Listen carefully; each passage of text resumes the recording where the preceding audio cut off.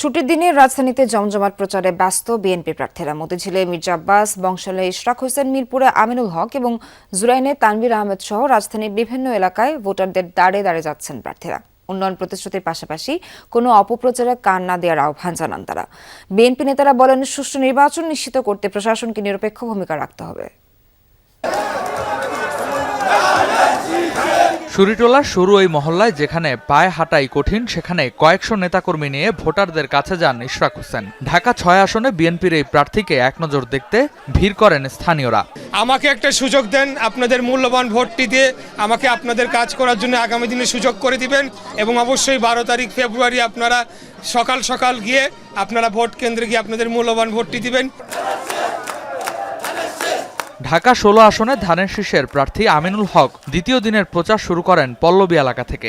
বাড়ি বাড়ি গিয়ে ব্যক্তিগত তথ্য সংগ্রহকে ষড়যন্ত্র আখ্যা দিয়ে ভোটারদের সতর্ক থাকার আহ্বান জানান তিনি। আমরা প্রত্যেকটি ঘরে ঘরে বিনামূল্যে স্বাস্থ্য সেবা পৌঁছে দিতে চাই। ঠিক এইভাবে আমার এলাকার আরো বেশ কিছু সমস্যা রয়েছে, জলাবদ্ধতা রয়েছে, মাদক, সন্ত্রাস, চাঁদাবাজি থেকে আমরা জিরো টলারেন্স নীতি গ্রহণ করে আমরা আমার এই এলাকাকে চাঁদাবাজ মুক্ত এবং মাদক মুক্ত সমাজ গড়ে তুলব ইনশাআল্লাহ। রাজধানীর অবহেলিত এলাকাগুলোর একটি জুরাইন। শুক্রবার সকাল থেকে এলাকার ভোটারদের কাছে যান ধানের শীষের প্রার্থী তানভীর আহমেদ। নির্বাচিত হলে পানি, গ্যাস সংকট আর ভাঙা সড়কের মতো দীর্ঘদিনের সমস্যা সমাধানের আশ্বাস দেন তিনি।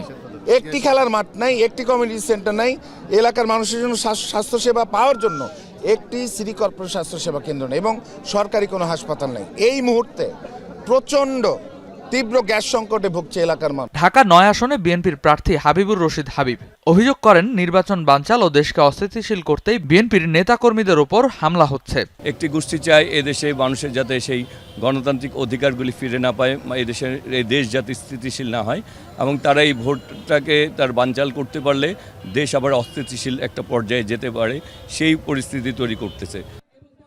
আরামবাগ বালুর মাঠে প্রীতি ফুটবল ম্যাচ উদ্বোধন করেন বিএনপির স্থায়ী কমিটির সদস্য মির্জা আব্বাস। নির্বাচিত হলে খেলাধুলার মানোন্নয়নে কাজ করার আশ্বাস দেন তিনি। এখন সন্ত্রাস, মাদক, চাঁদাবাজি বেড়ে গেছে, বিকজ আমাদের খেলাধুলার চর্চাটা নাই, একেবারেই আমরা তলানিতে আছি। সুতরাং খেলাধুলার মানোন্নয়নের জন্য যতটুকু করা দরকার, পরবর্তী সরকার যদি আমরা আসতে পারি ইনশাল্লাহ, তাহলে আমরা এর ব্যবস্থা করব যাতে এর উন্নয়ন করা সম্ভব হয়। এছাড়া রাজধানীর প্রতিটি আসনেই সকাল থেকে প্রচারে ব্যস্ত ছিলেন ধানের শীষের প্রার্থীরা। জুমার নামাজ শেষে মুসল্লিদের সঙ্গে কুশল বিনিময় করেন তারা। রেদওয়ান আহমেদ, যমুনা নিউজ, ঢাকা।